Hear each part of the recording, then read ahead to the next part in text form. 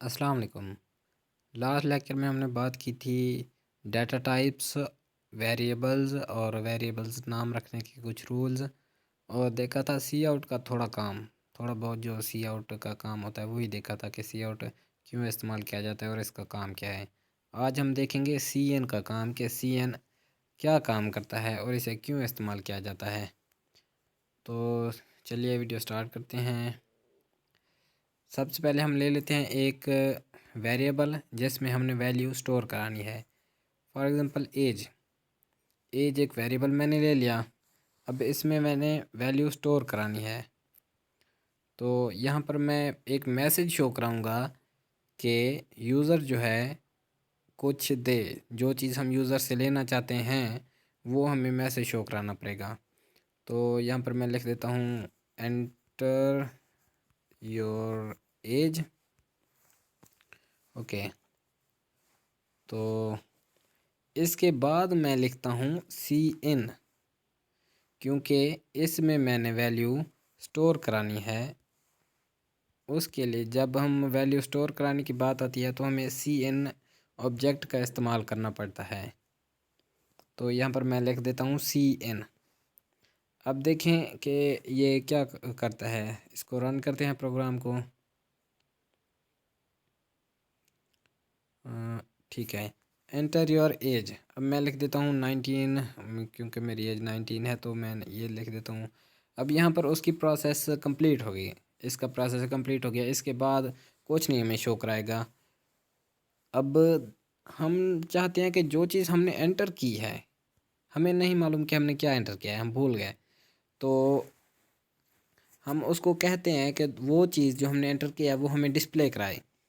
तो उसके लिए हमें एक और स्टेटमेंट लिखनी पड़ेगी, क्योंकि आपको याद हो जाना चाहिए कि आउटपुट डिस्प्ले कराने के लिए हम सी आउट फंक्शन का इस्तेमाल करते हैं। तो यहाँ पर मैं एक मैसेज शो करा देता हूँ कि कंपाइलर हमें बताए यू हैव एंटर्ड, जो चीज़ हमने एंटर की है। और यहाँ पर मैं एक एस्केप सीक्वेंस भी इस्तेमाल कर देता हूँ, \n या \t। ये एस्केप सीक्वेंसेस हैं कुछ, जिनका जो है आउटपुट को मॉडिफाई वाज़े करने के लिए इस्तेमाल होती हैं, कि हमें अच्छे से जो हम जो है दिखा दे अलग अलग करके, ताकि हमें समझ आ जाए। वरना एक ही जो बहुत सारी स्टेटमेंट हम लिख देते हैं एक ही लाइन में, तो वो मिक्स हो जाती हैं और वैल्यूज़ का हमें पता नहीं चलता। तो कुछ एस्केप सीक्वेंसेस हैं, वो आप गूगल कर लें कि एस्केप सीक्वेंसेस C++ की कौन कौन सी हैं, तो वो आपको बता देंगे कि कौन से एस्केप सीक्वेंस किस लिए इस्तेमाल होती है। \n जो है नई लाइन एंटर करने के लिए इस्तेमाल होती है, जो कि एंड एल भी काम करता है। अब एंड एल के साथ एक्सट्रैक्शन ऑपरेटर लगाना पड़ता है, तो वो मुझे थोड़ा सा अजीब लगता है, इसलिए मैं ज़्यादातर एस्केप सीक्वेंसेस का ही इस्तेमाल करता हूँ। तो ये \t जो है ये टैब एंटर करने के लिए इस्तेमाल होती है।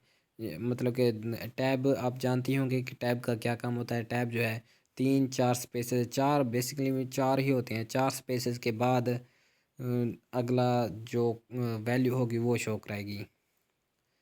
तो यहाँ पर हम लिख देते हैं एज, क्योंकि हमें जो चीज़ हमने एंटर की है वो एज वेरिएबल में स्टोर है और एज को हम प्रिंट करा रहे हैं। तो यहाँ पर हम रन करते हैं। अब देखें कि क्या होता है। ठीक है, यहाँ पर वो कह रहा है एंटर योर एज, मैं 19 एंटर करता हूँ। अब डिस्प्ले करा रहा है यू हैव एंटर्ड 19। ठीक है, हमने जो चीज़ डिस्प्ले एंटर किया है वही चीज़ हमें डिस्प्ले करा रहा है। बस सी एन का यही फंक्शन होता है कि ये यूज़र से वैल्यू लेकर एक वेरिएबल में स्टोर करा देता है। ओके, तो आज की वीडियो में बस इतना ही। हाँ, एक और बात, अगर ये तो हो गई इंट वेरिएबल की बात, अगर हम ले लेते हैं कोई और वेरिएबल है, चाहे जौन सी भी टाइप का हो वेरिएबल, चाहे हम एक कैर वेरिएबल ले लेते हैं CH और सेमीकोलन, फ्लोट, फ्लोट, परसेंटेज, या ठीक है परसेंटेज ही ठीक है, परसेंटेज। यहाँ पर हमने एज एंटर की, उसके बाद एक और सी आउट फंक्शन इस्तेमाल करा लेते हैं, जिसमें हम कहते हैं कि एंटर अ करेक्टर के एंटर अ करेक्टर। यहाँ पर हम सी एन करा लेते हैं, सी एन सी एच। ये जो अब हम करेक्टर एंटर करेंगे वो सी एच में स्टोर होगा। और एक और सी आउट ले लेते हैं और हम कहते हैं कि एंटर फ्लोट नंबर,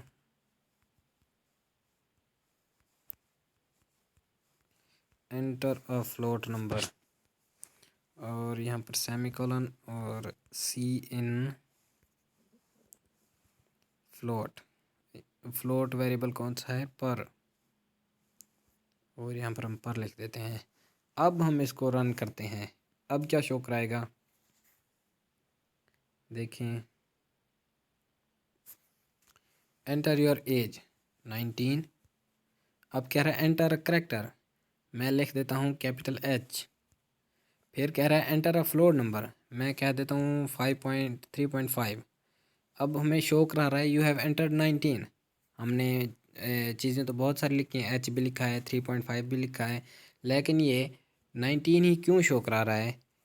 इसकी वजह ये है कि यहाँ पर हमने जो आउटपुट डिस्प्ले करा रहे हैं जो चीज़, वो है एज की वैल्यू। सिर्फ और सिर्फ एज की वैल्यू ही हम डिस्प्ले करा रहे हैं, तो इसीलिए वो सिर्फ एज की वैल्यू ही प्रिंट कर रहा है। अगर हम और भी वैल्यू प्रिंट कराना चाहते हैं तो यहाँ पर हम सब के सब एक साथ लिख देते हैं बैकस्लैश n, जो कि मैंने पहले ही बताया है कि बैकस्लैश n का क्या काम है। और यहाँ पर ठीक है, फिर से हम डालेंगे एक्सट्रैक्शन ऑपरेटर, फिर से बैकस्लैश n,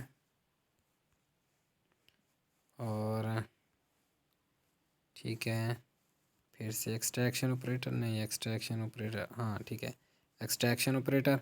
और जो है फ्लोट नंबर, फ्लोट वेरिएबल कौन सा था? वो था पर। और जो सी एच है एक करेक्टर टाइप वेरिएबल है। अब हम इसको डिस्प्ले करवाते हैं कि अब ये क्या चीज़ स्टोर जो है डिस्प्ले करता है। चलिए देखते हैं, एंटर योर एज 19 के ओ। अब एंटर अ करेक्टर, मैं कैपिटल एच कर देता हूँ। एंटर अ फ्लोट नंबर 3.5 या समथिंग, कुछ भी 3 to 5 जो भी लिखते हैं।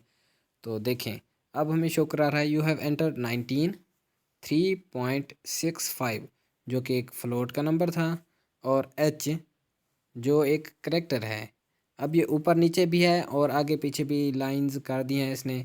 ये हमारे ऊपर डिपेंड करता है कि हमने आउटपुट कैसे डिस्प्ले करानी है, कौन सा वेरिएबल पहले हमने, कौन से वेरिएबल की वैल्यू पहले हमने डिस्प्ले करानी है। यहाँ पर हमने पहले एज लिखा था, फिर पर, उसके बाद लिखा था सी एच, इसीलिए पहले उसने एज की वैल्यू शो कराई, फिर पर जो फ्लोट नंबर था उसकी वैल्यू शो कराई, फिर करेक्टर की वैल्यू शो कराई। तो इसी तरह हम कोई भी जो है किसी भी किस्म का किसी भी टाइप का वेरिएबल हो, उसको हम एक ही लाइन में एक ही सी आउट के साथ डिस्प्ले करवा सकते हैं। इस पर कोई पाबंदी नहीं कि हमने एज जो इंट वेरिएबल है उसके लिए अलहदा सी आउट लिखें, या फ्लोट के लिए अलहदा सी आउट लिखें, या करेक्टर के लिए अलहदा सी आउट लिखें। इससे कोई फ़र्क नहीं पड़ता, ठीक है।